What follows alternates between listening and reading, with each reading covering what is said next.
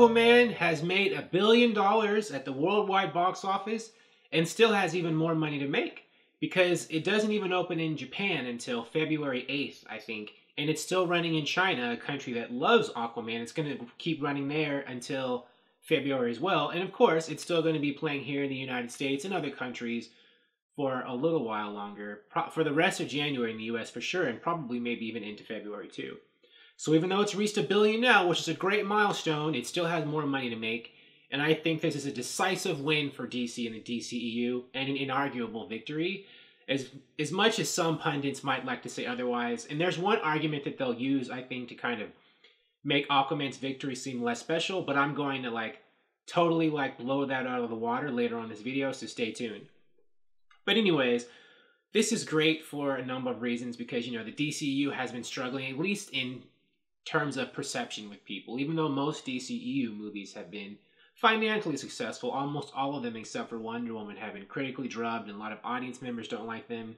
The only DCEU movie that was both critically and financially successful was Wonder Woman. And even beyond her, a lot of people thought that the only DC character that they would be capable of making $1 billion movie in the DCEU today would be with Batman.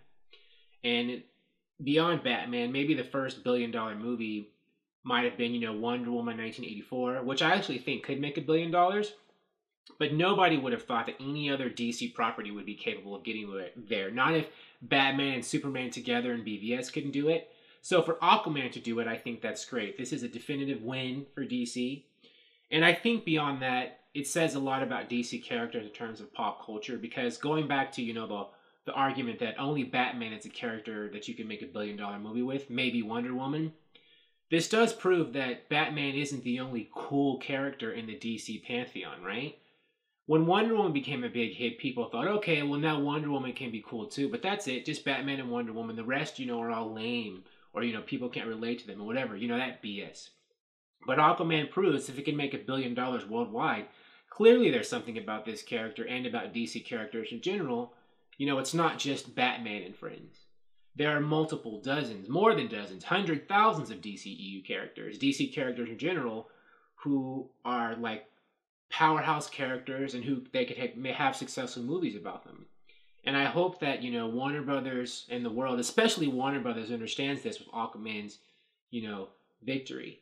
That, DC characters, are iconic alpha level characters. And as much as people and haters like to say otherwise, that's just not true. Or else, they wouldn't be making movies that make 800 million like Wonder Woman or 1 billion like Aquaman. However, in spite of Aquaman's success, there are people who will try to make it seem like, this isn't that big of a deal. Oh, $1 billion's not that big of a deal. Or, it's making $1 billion because it's making most of its money in other countries compared to how it's making in the US domestically. So, it's not that big of a deal. It's like Transformers or something like that. But that is BS.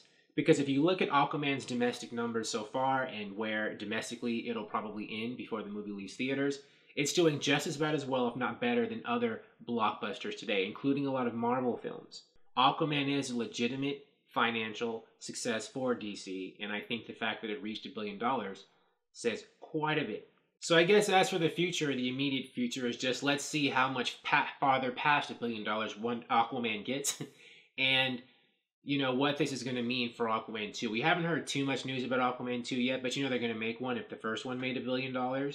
I know Jason Momoa said he pitched an idea to Warner Brothers and about having the Flash and Wonder Woman in it. I don't know if that was legit or if he was just talking or if they really were floored with it, but they actually could, for Aquaman to have that in there. Because there's been a storyline in the comics where Ocean Master comes out, he busts out to try to take over the surface world or destroy it. And the Justice League has to get involved, and Ocean Master has to fight the Justice League. I think it was like the Throne of Atlantis storyline, which was kind of sort of in this Aquaman 1, but they didn't really, go that far with it. Ocean Master kind of just started his attack on the surface world. He didn't really go to town. Thank you for watching. If you like this video, please like it on YouTube and subscribe to the channel because I appreciate your viewership, and I'll talk to you soon.